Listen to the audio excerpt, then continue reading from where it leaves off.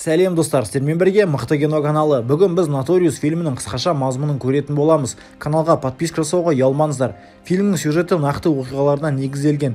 1983 жыл Бруклин, Нью-Йорк. Екі оқушы атақты рэпер болуды армандайды. Бірақ сыныптастарының айтуынша, көзілдірік киген Крис ешқашан журналға түспейді. Өйткені ол семіз, қара және қорқынышты. Кристофер Уоллес қауіпті Бессайд ауданында тұратын студент. Анасы оны тіпті есік алдынан да шығармайды. Крис отбасына оралғысы келген әкесімен кездеседі, бірақ Валетта оны да оның сасық $100 да көргісі келмейді. Крис көзіне жас алып, әкесінің қайтып келмейтініне қуанғанын айтып, анасын қолдайды. Келесі күні ол немқұрайлы туысқанына ашулы мәтін жазады. Жігіттерді жаңа кроссовкалары мен мойнындағы цепочкаларын көрген Крис енді есік алдында отыратын бала болғысы келмейді. Ол Дироктан барыга болуды үйретуін өтінеді. Ол есірткені, яғни кректі табады, сатып алушы $5 төлейді. Бала ақшаны алып, оған жасырылған кректі береді. Крис қазірдің өзінде 17 жаста және ол заңды бұзу арқылы ақша табуды жалғастыруда. Анасымен сөйлескеннен кейін ол бірден көшеге шықпай, үстіндегі чемоданына барып, алтынын тіпті мылтығын алады. Крис мұғалімдер үшін әрқашан дөрекі, бірақ ол ақылды және тақтадағы теңдеуді оңай шешеді. Мұғалім ол қоқыс жинаушы болып жұмыс істейтін болжайды, бірақ бұл жағдайда да ол ақымақ мұғалімнен жылына $4000 көп алады екен. Крис өзінің құрбысы Дженді кездестіріп, ол жүкті екенін айтады. Жас гангстер басын ұстап шошып кетеді. Барыганың қызмет көрсету әдісі өзгерген жоқ. Ол және Дирок аймақтағы негізгі дилерлер. Бос уақытында Крис рэп жазады. Оның шеберлігі туралы қауесеттер шығып, көп ұзамай оны Прима есімді жігіт фристайл жекпе-жегіне шақырады. Биги бай өмірден емеспін деген тақырыпқа рэп айтып, қарсыласын айырып тастайды. Үйде Кристі наразы анасы күтіп отырады. Соңғы айда ол 20 күн сабақтан қалып қойған. Мектепке жақында келген дәрігер немесе компьютер маманы сияқты пайдасыз болғысы келмейді. Оның бұдан да маңызды істері бар, әсіресе ол жақында әке болатындықтан бұл жаңалық анасын қатты таңғалдырды. Осы арада Валетта төсек астынан тауып алған кептірілген картоп пюресін лақтырып жібергенін айтады. Бұл жай ғана пюре емес еді. Крис өз-өзін алтынмен және бір бума ақшамен мақтау арқылы ақтайды. Валетта есірткі сатушы ұлын ұрып, үйден қуып жібереді. Крис кректі сатуды жалғастырады. Ол тіпті жүкті қыздан ақша алады. Оны Дирок принцип бойынша жасамаған. Көп ұзамай жеке кәсібін ашып, 4 жас жігітті көшеге шығарады. Крис енді бос жүрмейді және қыздармен кездеспейді. Ол күні бойы ақша санайды, бірақ көп ұзамай жігіт көті қышынып түрмеге түседі. Валетта ол үшін дұға етуге дайын. Сен бұл оқиға өзің кірдің және өзің шық дейді. Түрмеде іші пысып, Крис рэпті қайта жаза бастайды және уақыт өте келе олар жақсарады. Сол жерде ол қызының дүниеге келгенін біледі. 9 айдан кейін Крис босатылып, қызы Тиананы алғаш рет көреді. Ұлдарымен кездескен ол бұрынғы істерге қайта оралатынын мәлімдейді. Оның айтуынша қызын асырау темір тордың ар жағында жүргеннен артық емес.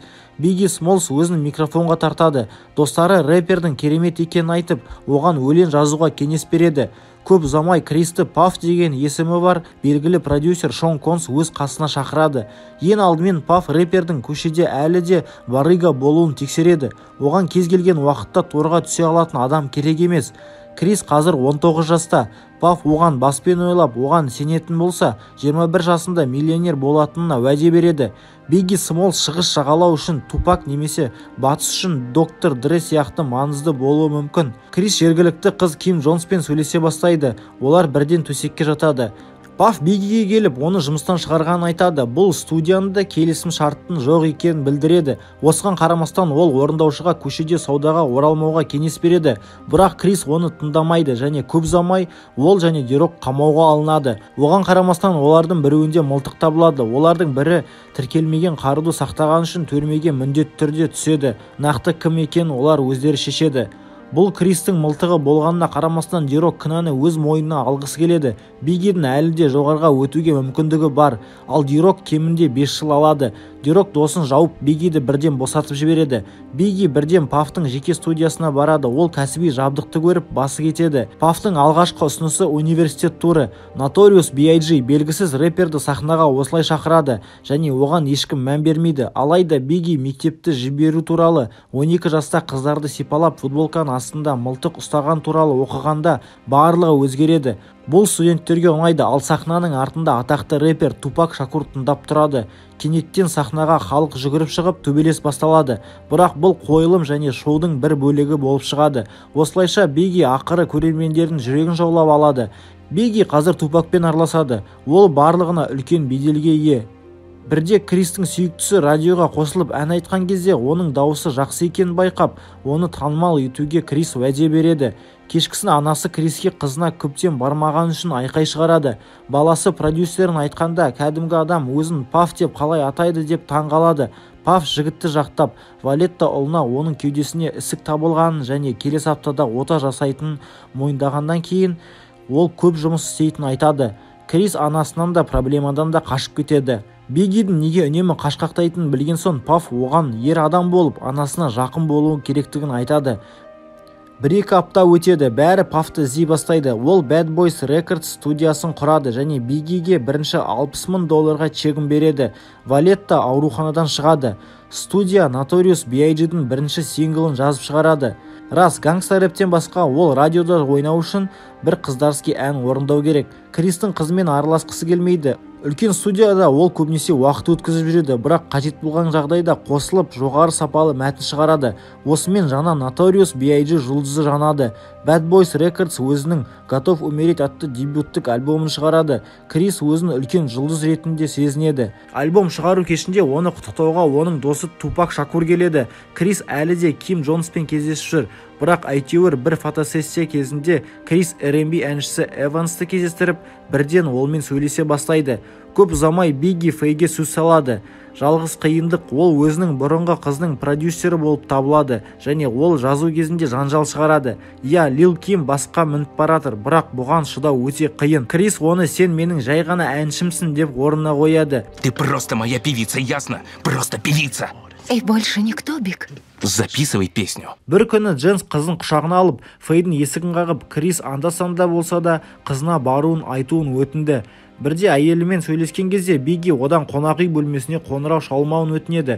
Ол Пафтың бір қызбен көңіл көтеретінін айтады. Фей істің таза емес екенін түсініп, өзін қызметшімін деп таныстырады. Күйеуі оны алдады. Әнші ана қызды ұрып-соғып кетіп қалады. Кейінірек Крис студияға әйелімен татуласуға келеді. Мұндай жағдай енді қайталанбайды деп уәде береді. Осымен қатар өте танымал болған Лил Ким мен Биггидің қарым-қатынасы нашарлайды. Бигги Смолстың жаңа әндері хит парадтарды жарып жатыр. Жігіт туған жеріне барады. Ол және Паф журналдардың мұқабаларына үнемі шығады. Одан тек оның жақсы досы Тупак Шакур ғана танымал болады. Бір күні Тупак Бигги ән жазып жатқан студияға келеді. Сол жерде оған қарулы адамдар шабуыл жасап тонап кетеді. Бигги не болғанын білу үшін лифтпен төмен түседі. Сол кезде полиция келіп, Тупак 5 оқ жарақат алғанын белгілі болады. Ол оны шығыс жағалаудағы жігіттер атап айтқанда Паф пен Бигги Смолс әдейі ұйымдастырғанына сенімді. Кейінірек марапаттау кешінде Тупактың продюсері Шуга Найт Пафты балағаттап, жас рэперге олардың студиясына ән жазбауға кеңес береді. Сөйтіп батыс пен шығыс жағалау арасында соғыс басталады. Журналистер Биггидің «Кто стрелял» деген әні Тупакқа қарулы шабуыл жасалғанына мазақ деп отқа май құяды. Бірақ Notorious оны орындауды тоқтатады. Тупак өзін «Мачиих» деген қорлайтын ән шығарады. Ол Биггиге ответка болады. Крис мұның бәрін елемейді, бірақ ол Тупакты жұбайы Феймен бірге журналдың бетінен көргенде қатты таңғалады. Фей Эванс сұхбат бергенде оны жұдырықпен шабуыл жасап, сатқындық жасады деп айыптайды. Паф оны сабыр сақтауды сұрайды. Әсіресе келісімшартқа жаңадан қол қойғандықтан орындаушы $5 миллион алады. Фей заттарын жинап, Бигги тағы кешірім сұрайды, бірақ Фей оны кешіруден шаршап кетіп қалады. Келесі марапаттау рәсімі алдында Биггиге басқа жағалаудан қоңырау шалып, оны өліммен қорқытады. Содан соң Крис Фейдің одан жүкті екенін біледі. Ақырында концерт алдында көмекшілер оған 49 өлшемді етіктің орнына 46 өлшемді әкелгенде ол басы кетіп жынданады. Паф онымен шын жүректен сөйлесіп, Бигги тынышталады. Бірақ көшеде оны Тупак пен Шуга Найт көріп сөзге келеді. Бұрынғы досымен қарым-қатынас орнату енді мүмкін болмайды. Олар қайтарылмайтын нүктеден өтті. Барлық рэп жанкүйерлері екі лагерге бөлінеді. Олар қай жағалау күштірек және Тупак пен Бигги арасындағы қақтығысқа кім кінәлі деп таласады. Биггидің өнер көрсету кезінде халық оны ұрып-соғып концертті құртады.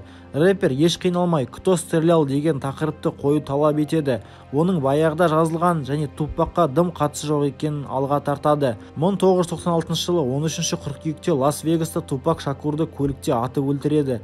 Рэпер небәрі 25 жасында қайтыс болады.